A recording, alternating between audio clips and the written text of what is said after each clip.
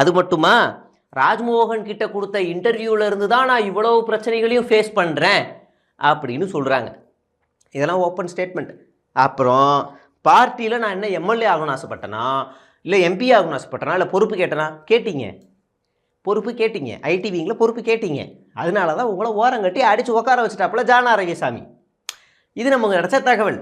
அதனால் சும்மா இந்த ஒரு சென்டிமெண்ட் சீனை வந்து உள்ளே போட்டுக்கிட்டு போயிட்டுருக்காங்க. அப்புறம் அஜிதாவுக்காக நான் பேசினேன், அது என்ன தப்பா? கேள்வி கேட்குறது தப்பா? அஜிதாவுக்காகலாம் இந்த அக்கா பேசவே கிடையாது. அஜிதாவே இவங்க ஓவராக டீஸ் பண்ணாங்க. காலையில் ஒரு ஸ்டேட்மெண்ட்டு, பி ஸ்ட்ராங்மா அஜிதா, போராடு சிங்கப்பெண்ணே அப்படின்னாங்க. மதியானம் திமுக கைக்கூலின்னு சொல்ல வேண்டியது தானே, எதுக்கு திமுகவிலேருந்து இங்கே வந்து ஸ்பை மாதிரி வரீங்கன்னு அபியூஸ் பண்ணாங்க. சாயங்காலம் டக்குன்னு அவங்களுக்கு பாசிட்டிவா ஒரே நாளில் 3 வாட்டி மூட் ஸ்விங் ஆன ஆளுக்கா இவங்க தான். சரி, அடுத்து கம்மிங் டு நம்ம பாயிண்ட்டுக்கு வருவோம்.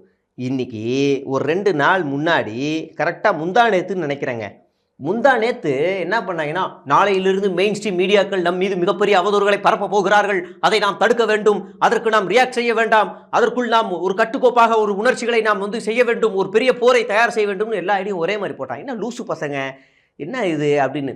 ஒரு இந்த ஐடியில் வேலை செய்கிறவங்களுக்கு வந்து திடீர்னு ஓவர் ப்ரெஷர் ஆயிடுச்சுன்னா, நிழலை பார்த்தா பாம்பு மாதிரி தெரியுது, நிழலை பார்த்தா டிராகன் மாதிரி தெரியுது, என்னை யாரோ ஃபாலோ பண்ணுறாங்க, என்னை யாரோ வந்து என்னை கொலை பண்ண போகிறாங்க, எனக்கு வந்து என்னை கொலை பண்ணுறதுக்காக பிஎம் ரேஞ்சில் என்னை யாரோ அமெரிக்காவிலேருந்து எனக்கு ஒரு தனிப்படை அமைச்சிருக்காங்கன்னு அப்படிலாம் புலம்ப ஆரம்பிப்பாங்க. ஐடியில் வேலை பார்த்தவங்க 2-3 கேசஸ் நான் பார்த்துருக்கேன்.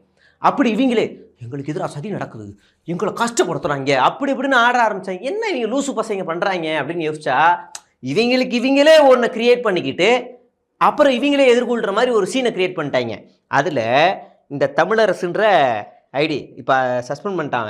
அவன் சன் நியூஸை சன்னி நியூஸ்ன்னு மாற்றிக்கிட்டான், ஐடியை சன்னி நியூஸ்ன்னு மாற்றிக்கிட்டான். அப்புறம் கொலைஞர் செய்திகள், அப்புறம் இன்னொன்று நியூஸ் 7 பதிலாக நியூஸ் 9ன்னு மாற்றிக்கிட்டாங்க.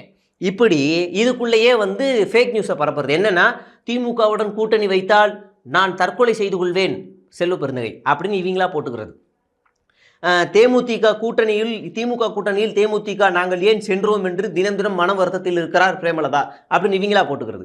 இப்படி செட் பண்ண ஆரம்பிச்சிட்டாங்க. அதில் ஒரு பொறுக்கி இருக்கான், பொம்பளை பொறுக்கி, ராம்குமார்னு. அவன் உண்மையை சொல்லாமல் ஜால்ரா அடித்த இந்த மாதிரி செருப்படி விழும்னு செய்தி நிறுவனங்களுக்கு உரைக்கும்படி வேலையை பார்த்திருக்காங்க பசங்க.